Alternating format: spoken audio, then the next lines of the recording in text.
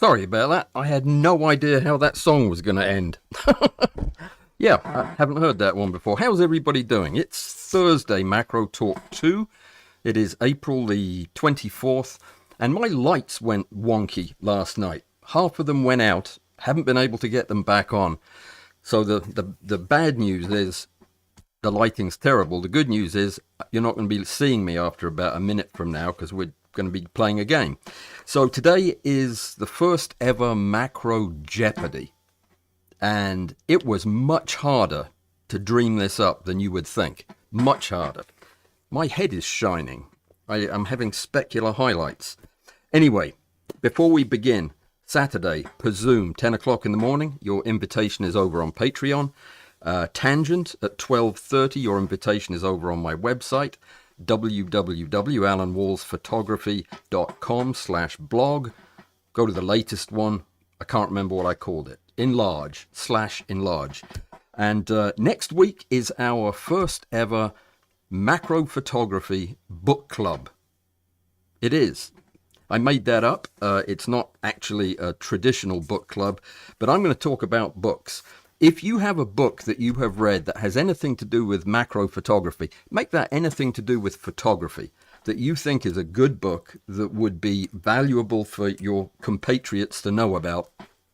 Please get in touch with me through the Walls app and just tell me the name of the book, the name of the author, and in one word or less why you liked it. That would be hard. You can have a whole sentence to tell me why you liked it. I may have read it. If not, I'll try to get my hands on it and read it, and we'll include that in the book club on Tuesday and shout you out for it, okay? So I think that's everything.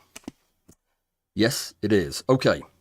Jeopardy. I would play the Jeopardy music right now, but I hate that with a passion. It's such an irritating tune, and I can't get it out of my head once it's in there. So we're not going to have music. We've had music at the beginning, and that'll have to be good enough. But this is kind of a trial thing. If this goes over well, and I kind of hope it doesn't because it's taken me 2 days to write these questions. But if it goes over well and we have fun doing it, I'm going to try to formalize it a little bit to actually get live human beings to play, maybe in teams. It should be fun if we do that. But anyway, for the time being, we've got some very specific rules. I'm going to show you something here.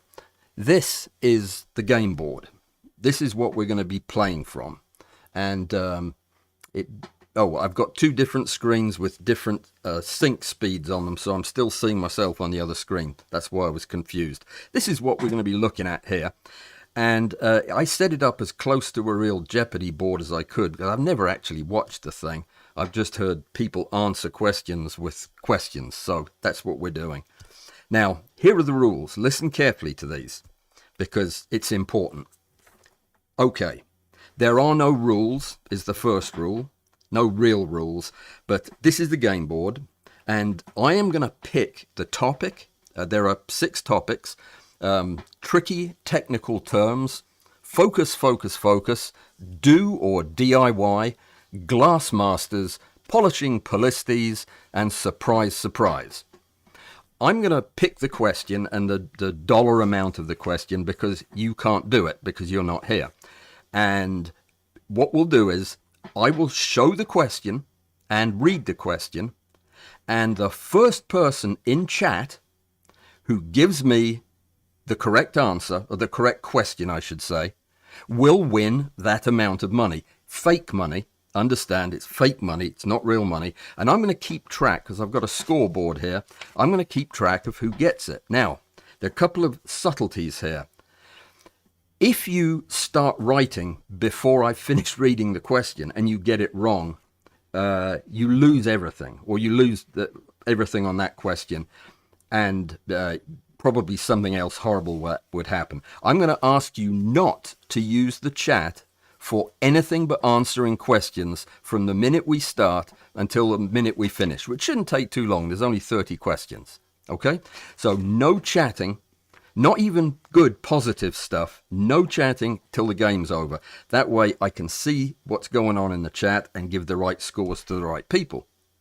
Now, understand that every single one of these questions was put through the Alan Walls Photography Jeopardy Question Integrity Committee last night. It took an hour or so. There's only one person on that committee. It's Rick Littlefield, and he was able to answer all the questions to his satisfaction. Not so much to mine, but to his satisfaction. So he's approved all of these. And so you know that they have legitimate answers. Let me see. There's a couple of other rules. If you put an answer in and you are the first person to put an answer in twice in a row, I'm going to skip over you. Because it probably means you've hacked into the computer and you know how to do it quicker than anybody else. But you can't put two right answers in a row. I'll just skip over you and go to the next person so that they get a chance to answer it. If nobody's answering it, I'm going to pick on you by name, and I'm going to say, all right, this one's for Gary or Emily or David or Zeno, and then you have to answer it or be really embarrassed. I probably will avoid doing that. But here's the last thing, almost the last thing. Whether you enter an answer in chat or not, please play along and just keep tab of how many of these questions you get right. And then at the very end, when I've asked the last question, just send a message through the chat with a number. That number is the number of questions out of 30 that you got right. I really love to know whether this was too hard or too easy and how many of them you got right. And that will be just for me, unless I decide to send you a prize for having the most right. That's it. Let me see. Yeah, hang on. I'm going to read the rest of my rules because I scribbled them down just about 2 minutes ago. Oh, I reserve the right to change the rules constantly and arbitrarily without telling you. Yeah, that kind of puts a bit of a twist on it for you. And let me see. Alistair, Amy, and Bud. I saw Alistair's here. I haven't seen Amy or Bud, but they all have the power to block you from chatting if you put anything in chat except an answer or a question. Question for the thing, not a question.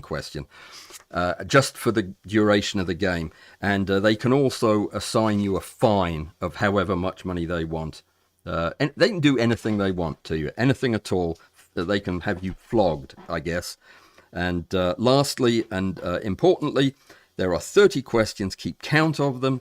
Let me know how many you got right, and that's it. Are you ready to begin? I made this board with the help of ChatGPT and then threw away everything that she gave me and redid it myself because it wasn't working right. So this was my own invention, and I'm not very good at PowerPoint, so cross your fingers that it works. So the first question for $100, tricky technical terms. And this is open for anybody who wants to answer it. And nothing happened. There we go. This effect describes the change in magnification or field of view seen with some lenses during focusing. All right. No, Crispy B, that is not the same as Presume chat. This is YouTube chat. It's you click the thing at the bottom and it's on your screen on the bottom of your YouTube window thing. Somewhere, somebody tell them where the chat is, and just write it in there. So, the first question is out there. It's up on the screen, and I've read it out.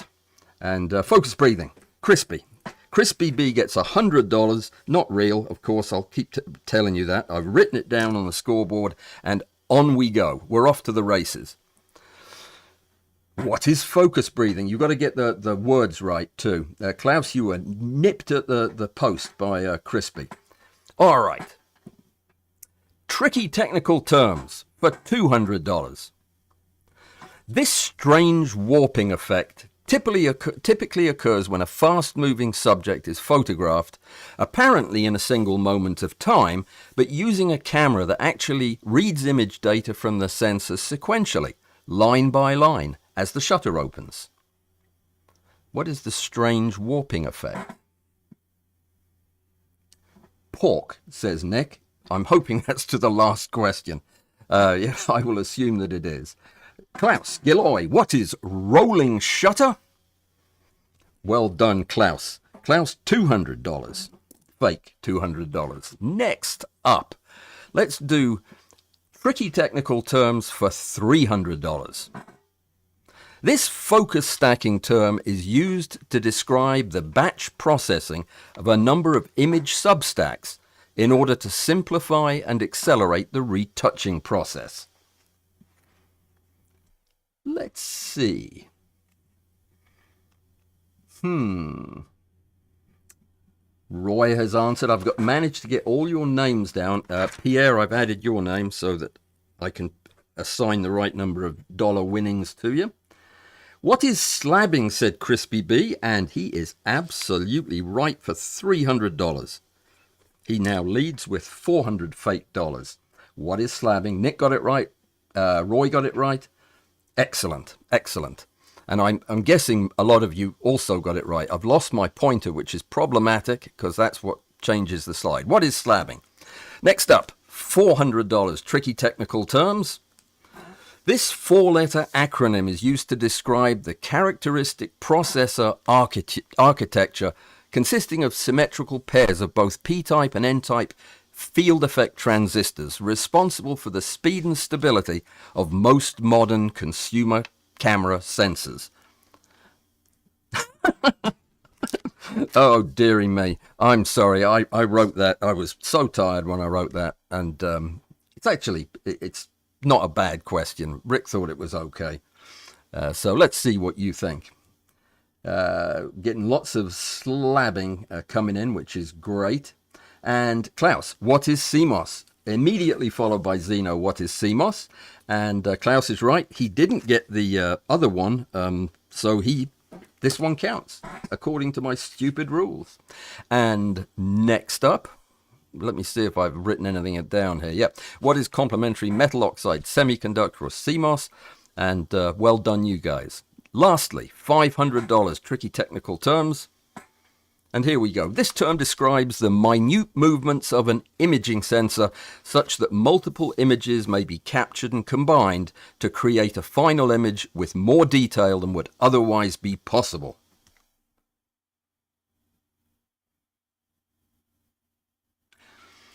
Callum, I see your message there, and I do have that lens actually sitting in my cabinet just to my left, and I will review it. Thanks for letting me know. Just Me is here. Just Me, we have some special rules today, and Alistair's going to tell you what they are. Thank you, Alistair. And Crispy B, what is pixel shift? Is he right? So those of you that just joined in, we're in the middle of a hectic game of Jeopardy, and Crispy B just won himself 500 fake dollars and surges into the lead. Okay, brilliant. I think we're going to switch categories now. Why not? Let's go to focus, focus, focus. This is actually my funny way of saying focus stacking, as you probably figured out. $100. Created by an avid macro photographer and used by virtually all working professionals, this is the most richly featured and sophisticated focus stacking software product commercially available today.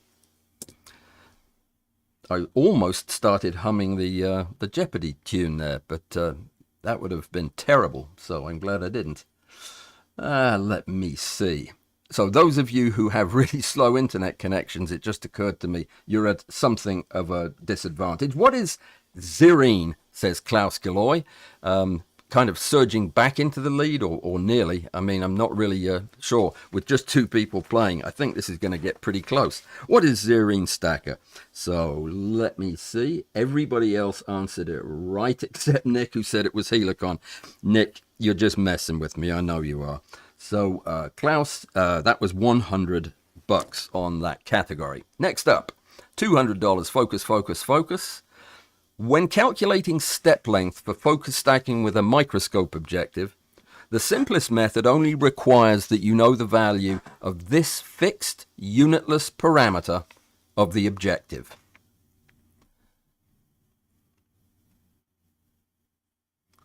Interesting. What could that fixed unitless parameter be? If we go according to the pattern that has been set up, this is one that Crispy will answer. And what is numeric aperture by Crispy? Exactly correct. That gets him $200.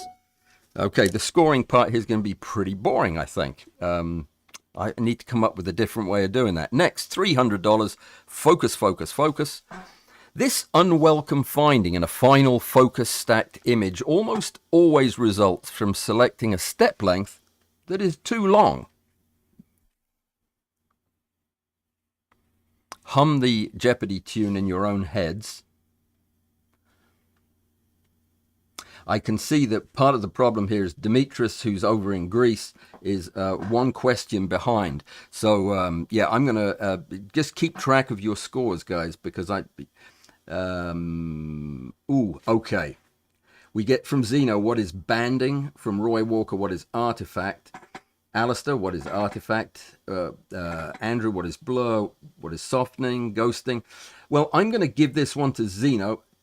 Klaus is absolutely correct with what is focus banding, but I will accept banding. Yeah, I will, because I don't have to explain, do I? No, I'm giving that one to Zeno. Zeno, well done. What is focus banding? And that was for $300. So Zeno is now on the board with $300.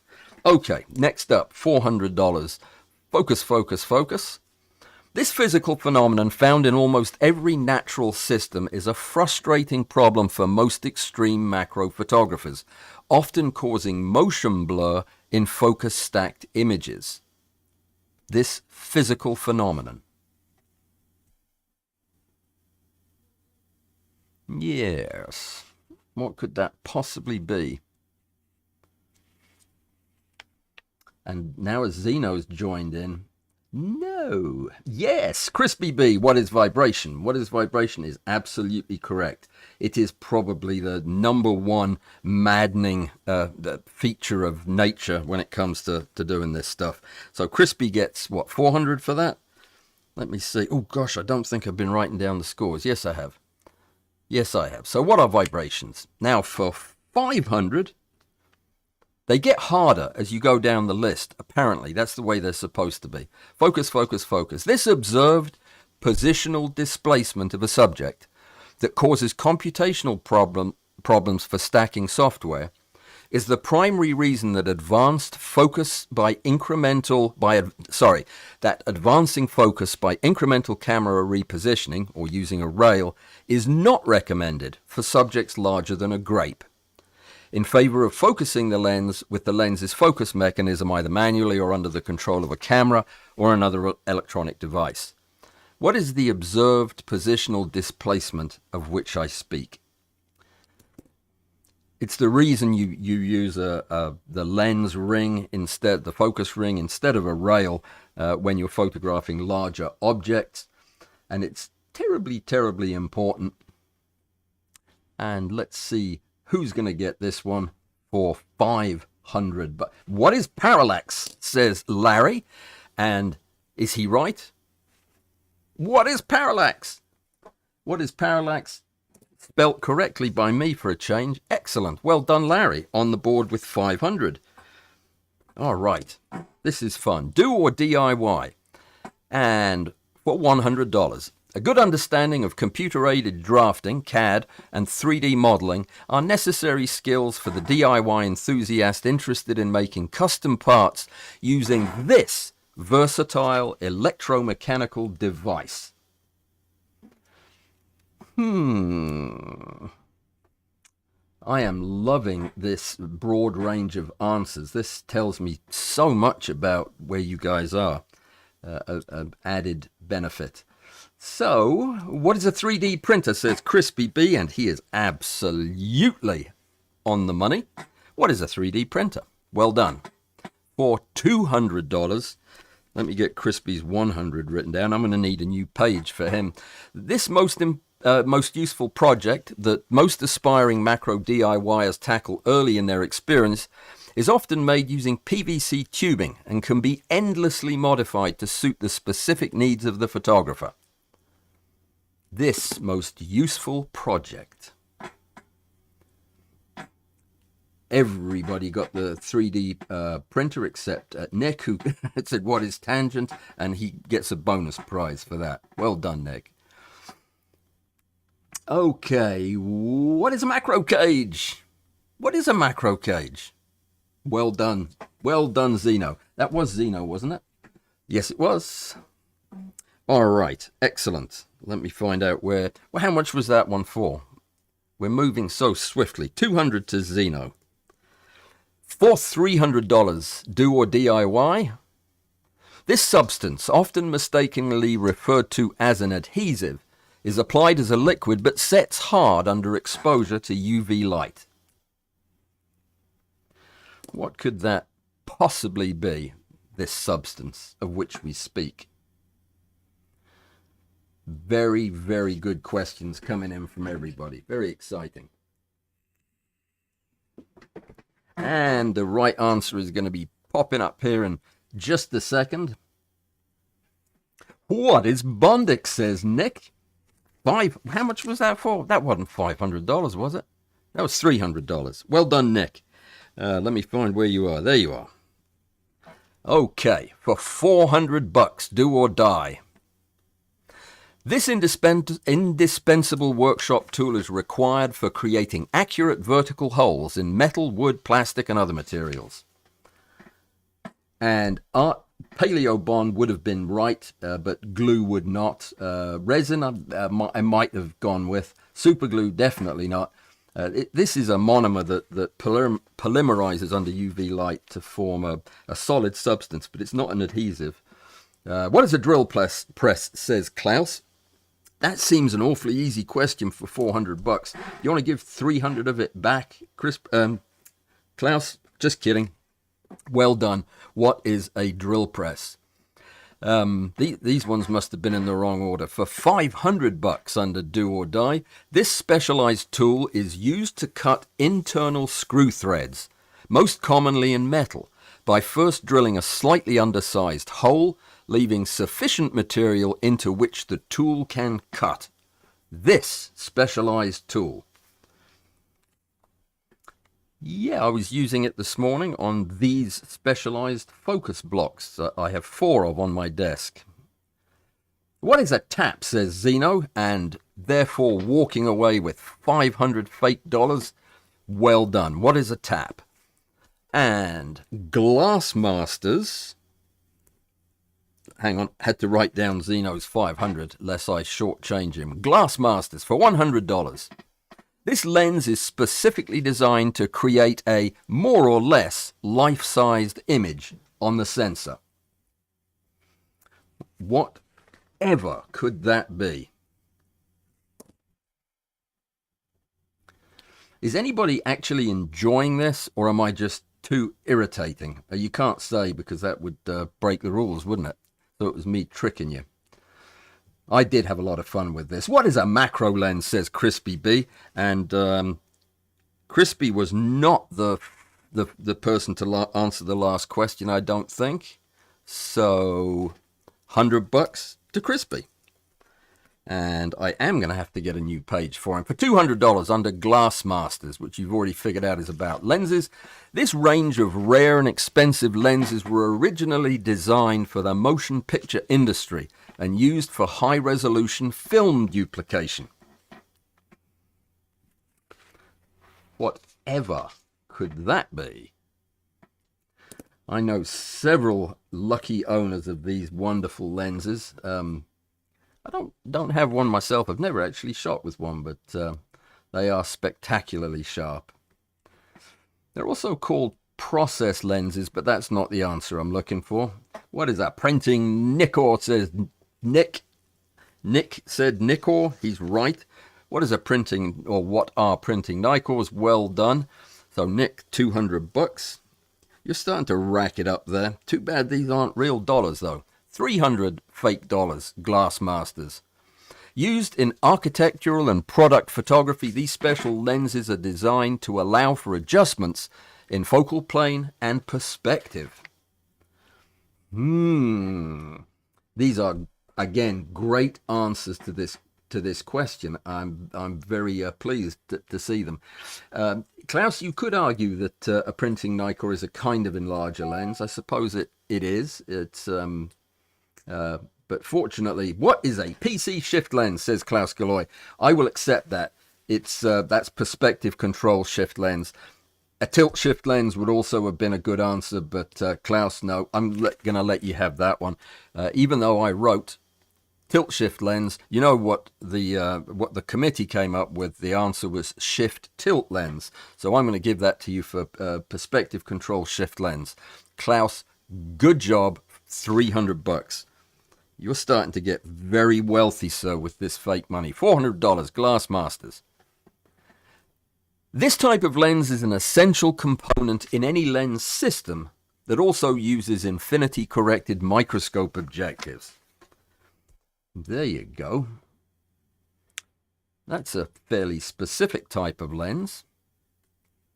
What is a... I have no idea what the answer is. Let's see. New people have joined us. Marvin is here. Emily's here. Just Me is here. What is a tube lens? Crispy. Well done. That was for... How much was that for? 400. Blimey O'Reilly. Well done, you. Okay, 500. This kind of color correction, typically found in more expensive lenses, corrects a broader range of wavelengths, resulting in sharp, chromatic aberration-free images. Special kind of color correction. Tube, relay, I would have accepted relay. I would have accepted tube. Relay, tube, relay, tube. Yep, they're all good answers. What is apochromatic, says Crispy B. And he does not get the 500 because he was the... he answered the last one. Nick asks, what is apochromatic? Spelt wrong. But apochromatic is close enough for me. Nick, well done. 500 to you for that one. And immediately after that, David, too bad. You just missed that one by a hair. So apochromatic, of course, is the answer. And well done, Nick. That stings, doesn't it, Crispy, getting that snatch from you because of a technicality. Polishing Polistes. $100. This mixture of surfactants and strong detergents designed for cleaning surfaces contaminated by radioactive particles may also have a role in restoring degraded compound eyes in some insect species. What a strange substance that sounds like. Nobody will get this one. Actually, the committee didn't get this one. What is decon? What is 90? Okay. Let's see who's gonna pip it at the post here. Decon. You know, I'm not accepting it. What is decon 90? Andrew Lamberson gets it. Well done, sir. There are other decons and there are other 90s, but there is only one decon 90. Roy is going to have a big problem after the big one goes off because he's going to be trying to wash himself in Croyle, which will probably make him very sick and won't get rid of the radiation. A bad choice of liquids there. Andrew, Decon 90, well done you. That was, let me see where you are on my list here. There we are. And that was just 100. Well, you got it right. Anyway, sorry guys for being so picky about that. Polishing Polistes number 2, $200. This device, used in a popular and simple technique for removing particulate material from hair-covered insects like bumblebees, may have the opposite effect when a static charge builds up in the subject. This device. A few years ago, or a couple of years ago, we had a couple of big bottles of Decon 90, and I split it up and sent out dozens of bottles to different people who requested it. And yeah, it's a great liquid. It has a lot of weird properties because of all of the surface acting agents in it. What is a blower? Nick, you got that absolutely right. What is it? It's, I was looking for rocket blower, or I don't know even what I put for an answer. Yeah, lens blower. I'll give you blower, definitely. So that was, let me see, 200 for Nick. You understand what this process is. When you blow air, especially when it's cold outside, through something with hair on it, you can often end up building up a charge in those hairs, and that in turn attracts dust and dirt to the bee you're trying to clean. So you have to be very careful with that technique. Just interesting thing. Is anybody learning anything from this? Is anybody hearing something that's making them go, oh, that's interesting, I didn't know that? I hope so. Polishing Polistes for $300. 1 or 2 drops of this aromatic organic compound, when added to the moistening agents in a relaxing chamber, is very effective in reducing subsequent contamination by mold during prolonged treatment. What is this aromatic organic compound? And yeah, everybody should have a little bit of this hanging around the studio if you do insect cleaning, which of course is what polishing Polistes means. What is MEK? No. Though I have a feeling that enough MEK probably would reduce the amount of mold growing on anything. What is alcohol? Nope. What is phenol? Says Roy Walker, and that is correct. What is carbolic acid or phenol? Roy Walker, that's $300. Well done, Roy. Now almost everybody's on the board. Ingolf has probably got an internet connection, and he doesn't understand a word I'm saying because he's from a foreign country. So I'm going to give him $100 here just for the sake of it. Polishing Polistes, 400 fake dollars. This inexpensive device uses high-frequency pressure waves to create cavitation bubbles that can be effective in mechanically removing particulates from carefully selected larger insect specimens. Let me see. We got TCP, naphthalene, alcohol, phenol, and MEK. All of them pretty poisonous and probably would reduce mold formation. But the one that only needs a drop or two is the phenol. And yep, Crispy jumped in there with what's an ultrasonic cleaner, and I think that's probably correct. Well done, well done. And that was actually a high-value question. 400 to Crispy. All right, fantastic. Yeah, that's the way an ultrasonic cleaner makes. It has a little transducer in it that turns that sound energy into mechanical energy, and then the bubbles knock the agitated bubbles knock the dirt off. $500. Polishing Polistes. This process that may be done during or after cleaning an insect is critically important in producing an image that is anatomically and functionally accurate while minimizing possible stacking artifacts. There's a head scratcher. Thank you, Ingolf. Yeah, this was hard writing these questions. I know that they would be challenging if, like me, it's not a first language. But you've got to get them. You've got to get them right. I'm gonna give Nick this. What is positioning? What is pim? Everybody was typing so fast. It's actually, here's the answer that I came up with, and this is probably the least good question of the lot. What is posing? As opposed, I'm going to take positioning from Nick because, he was first in there with it, and it's right. Pinning, not necessarily. In pinning, you stick a pin in them and hope for the best. Positioning, you're actually moving the appendages into believable positions, as you would expect, based on the anatomy of that insect, and you're also trying to position appendages so you don't have too many unnecessary overlaps, so that you get foreground transparency or other artifacts you're trying to avoid. That's why it's so important to spend time learning how to pose an insect and then posing it as smartly as you can, so you don't create problems. So well done. I forgot who answered that. Oh, that was Nick again, and that was $500, Nick. You are getting wealthy as all get out right here. All right, last category. Surprise, surprise. This is a catch-all category. that, yep, I made up on the spur of the moment for $100.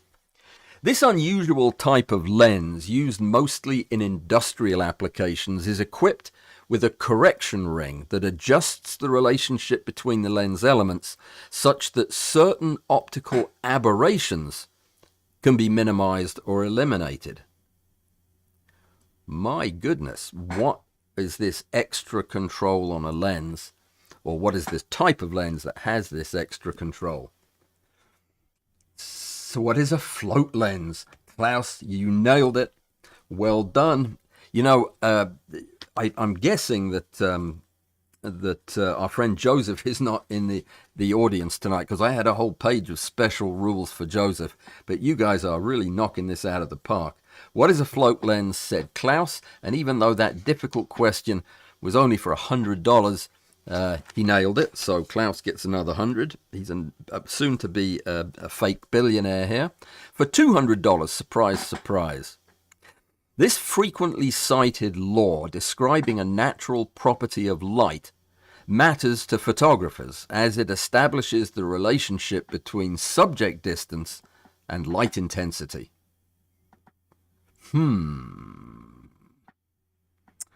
What could this law be, one wonders?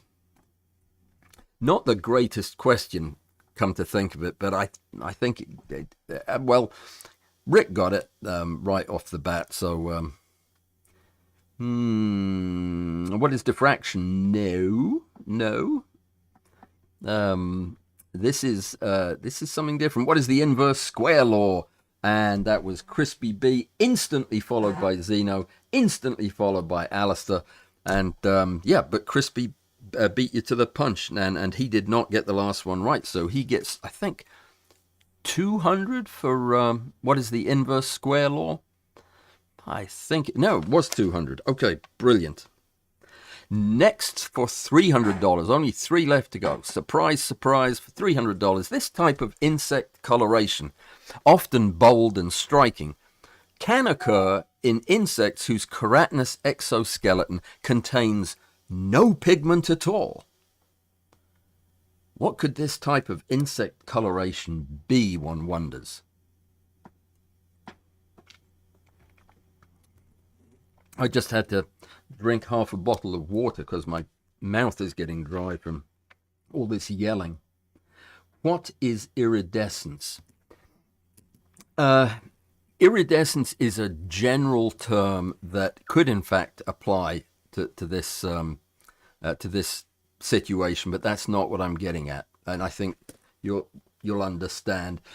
Internal refraction is also close. Subsurface scattering, it describes it, yes, but there's a specific term for this type of coloring, and I'll give it just a couple more seconds to see if anybody comes up with it. It's what is transparent. You know, every single thing that you guys are writing down here is true. The exoskeleton there is transparent. It does show subsurface scattering. There is internal refraction, and it does look iridescent. But they're after the fact. Stripper glitter, says David. Excellent guess. This may be the first one that nobody wins on. In which case, I get to keep the how much is it? $300. What is beat the heck out of me? Okay, well, what is interference or structural coloration? That's what it's called, and I am not sure that anybody got close enough to get it. I was looking for structural coloration or interference coloration, though. Yeah, this one was awfully close. I mean, these answers, I knew what each of you was talking about, but I'm going to keep the money for myself. It's just that simple. $400, second to last question. Surprise, surprise. Crucially important in avoiding excessive diffraction softening, this calculated value, equal to the nominal F number multiplied by the magnification ratio plus 1, should be kept below 20 whenever possible. This calculated value. Andrew, what is you made this up? Brilliant. Okay. And Just Me gave me a sad look for that. What is effective aperture from Klaus Gilloy for 400? Well done, sir. You're absolutely right. Nick got it right as well. Just a second too late. EA from Roy, I would have accepted that, I think. So that is going to Klaus, who I'm sure has walked away with this at this point. The last question. Let me see.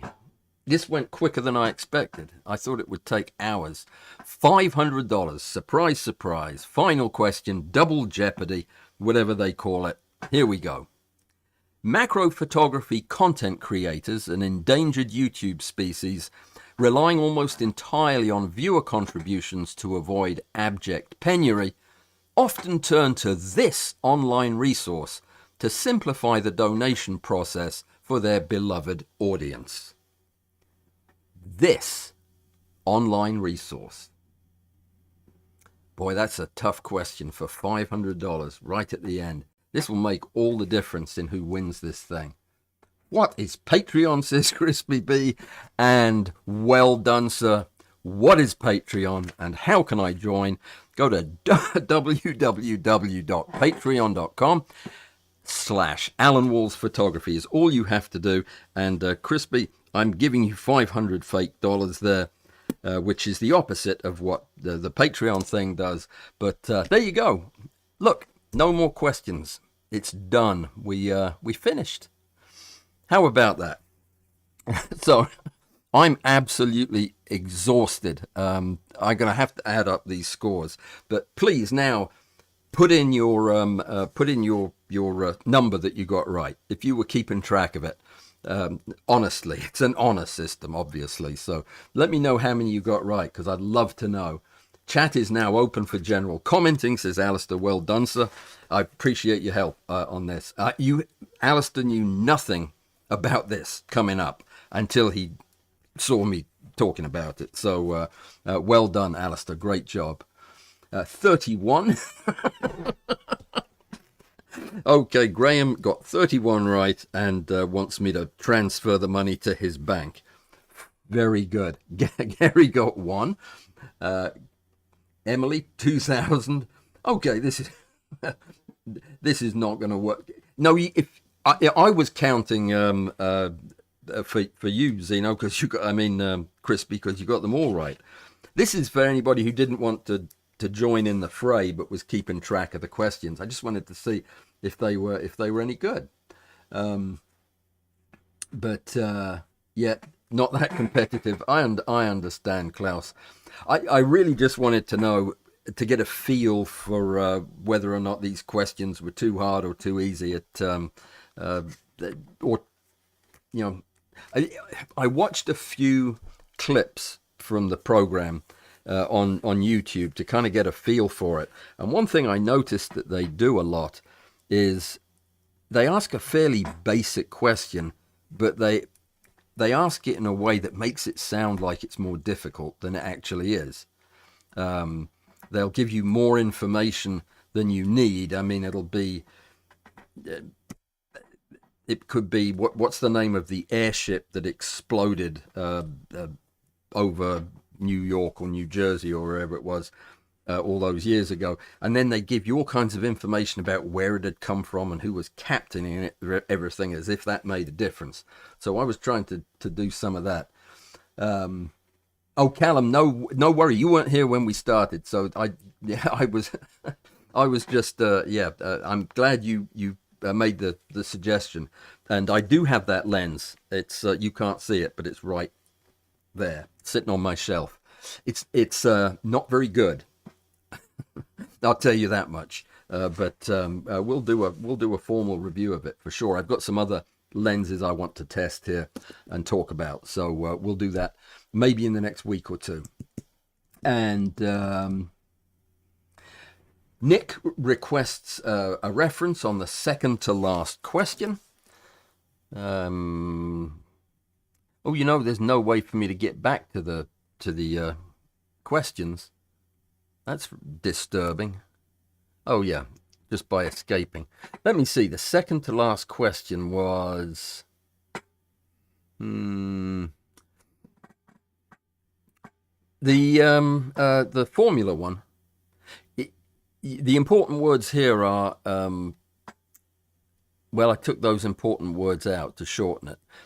I had said that it's an approximation of the effective aperture, as all these optical formulas are. But yeah, it is. 20 is about what you want to aim for. If you get much more than that, the diffraction is pretty horrible. Less than that, it's usually survivable. Let me see. What is the Hindenburg? Everybody is now going to be talking to me in questions for the rest of the day, which is great. I thoroughly enjoyed that. That was it was good for me to come up with the questions, and it gave me lots to look up and check. And yeah, I had fun doing that. I would really love to be able to get a few interested people to actually get on a Zoom call and do this in real time, where I come up with maybe better questions, more advanced stuff at the high dollar amounts, and we actually play for something.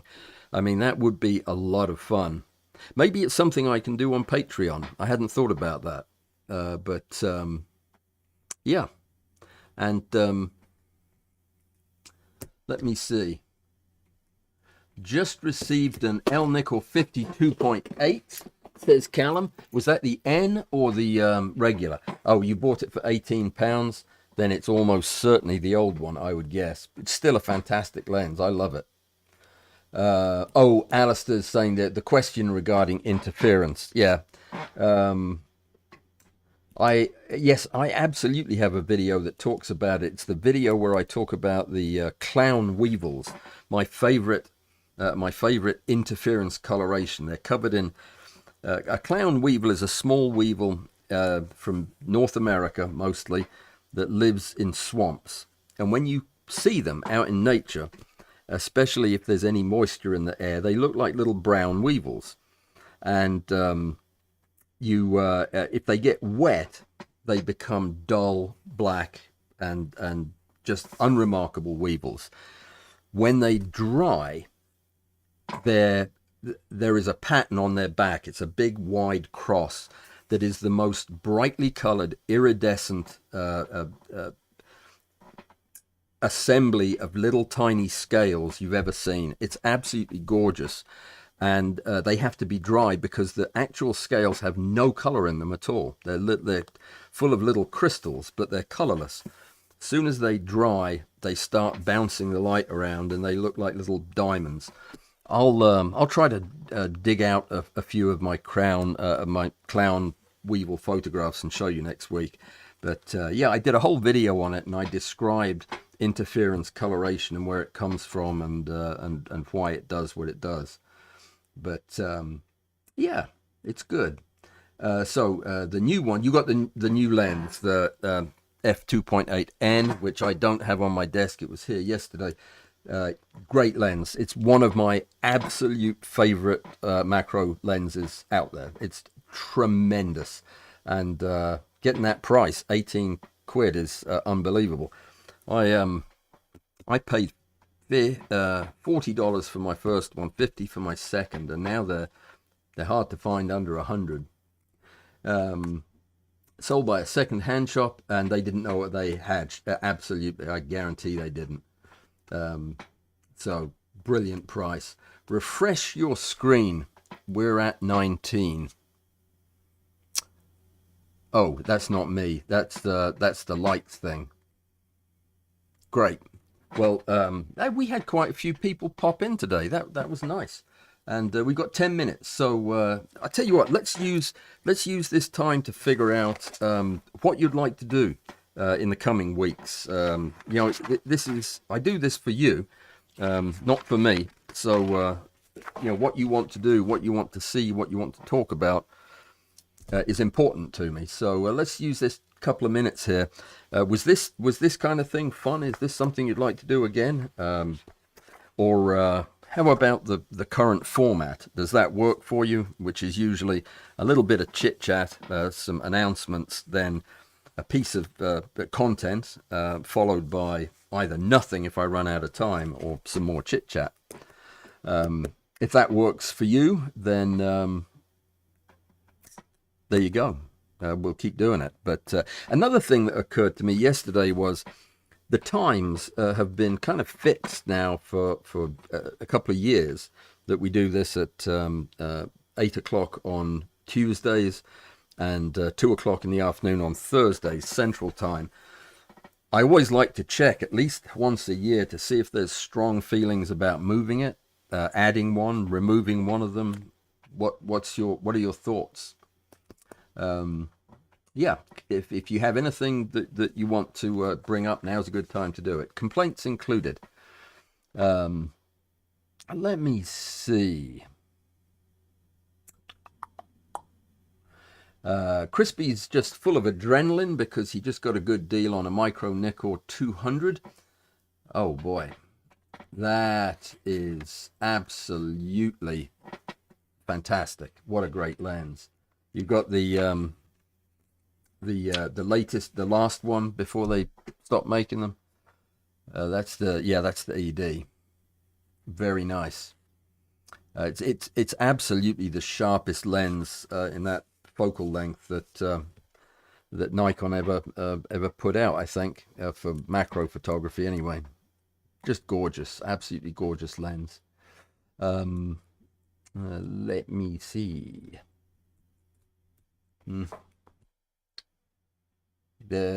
Just a great deal. How much did you pay for? Can I ask how much you paid for it, Crispy? I probably shouldn't ask that. Maybe you can tell me offline. They really have been going up in price lately when you can find them. They're getting more and more expensive. I know they're usually more expensive than a brand new brand name macro lens. But yeah. Does anybody, while we're here and doing this, does anybody have a book they want me to include in next week's book club? Any photography books you've read in the last year or so that just knocked you off your feet and you thought they were fantastic? You want people to see it?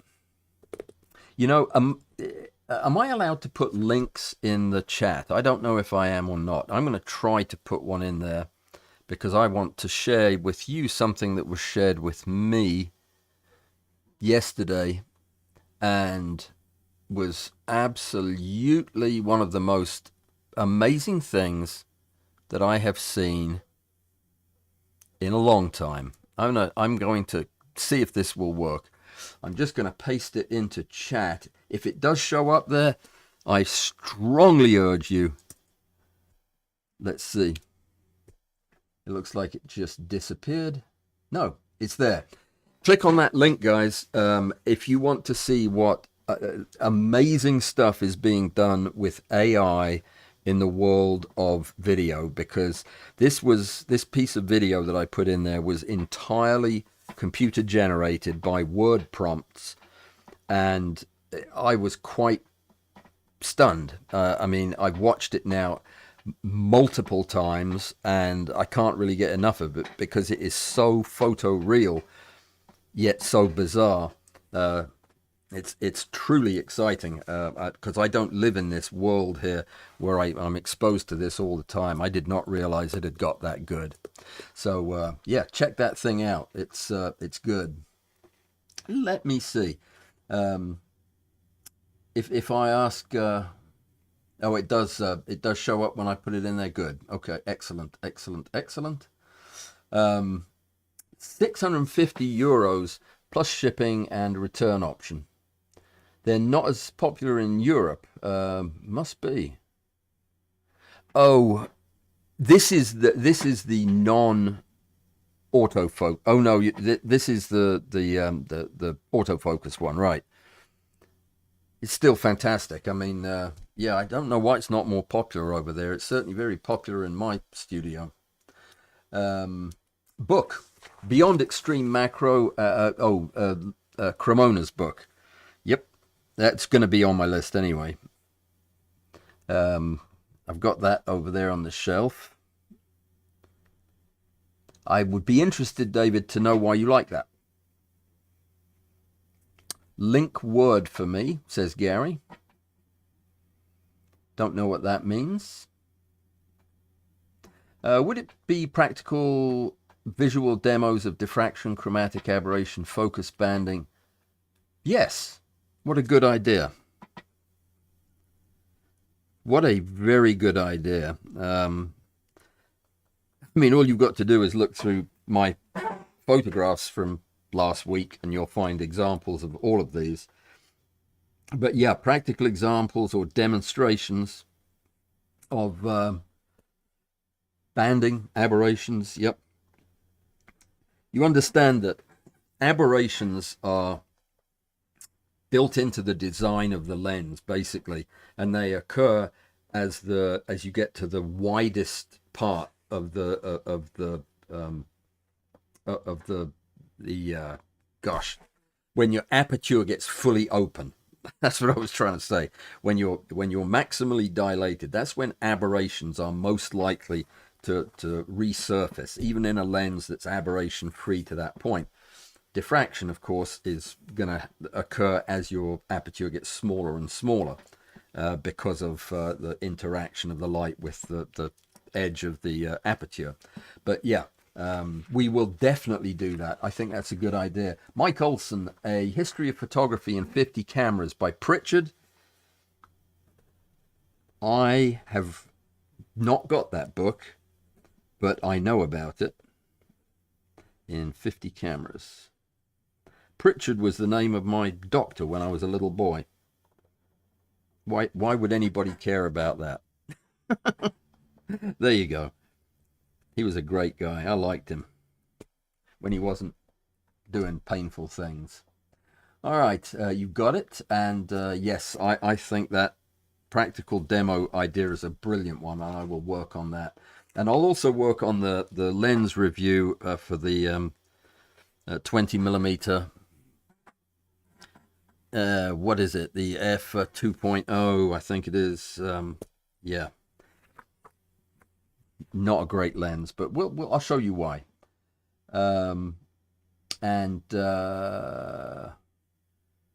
Okay, all right. So good. David says he liked the book that he recommended for extreme detail, and I would like it for that too. And his aversion to Nikon is annoying. Well, obviously, anybody's aversion to Nikon would annoy me. Not really, but there you go. Well, we're about out of time. Let me see. Any other recommendations? Oh, I see what you're saying, Gary. Thanks. Okay. Link worked for me. Okay, good. All right. Well, we're done. We are, I think, a minute and a half from being over. I've got lots of good suggestions here. Yeah, leave me a comment. I might actually go read the comments on this one because, you know, they end up in the bottom of the video. This will be released as a video. I'd be very interested to hear what you think, because it's definitely something that I think has potential. I think it's a fun and interesting way to teach stuff. Okay, thank you, everybody. Have a great weekend. Stay safe and be well. Join me for Presume on Saturday if you're a member of the Ultra Secret Club. If not, Tangent at 12:30. I look forward to seeing all of you. And yeah, Andrew liked it. I like Andrew. It's a deal. All right, guys. Take care. And yeah, I'm going to get back to you, Alistair, on that. Oh, it was Zeno on that. That is harder than you think, but I am working on it. Okay, great. Thanks, everybody. Take care. Callum, take care. Glad you came. See you next time.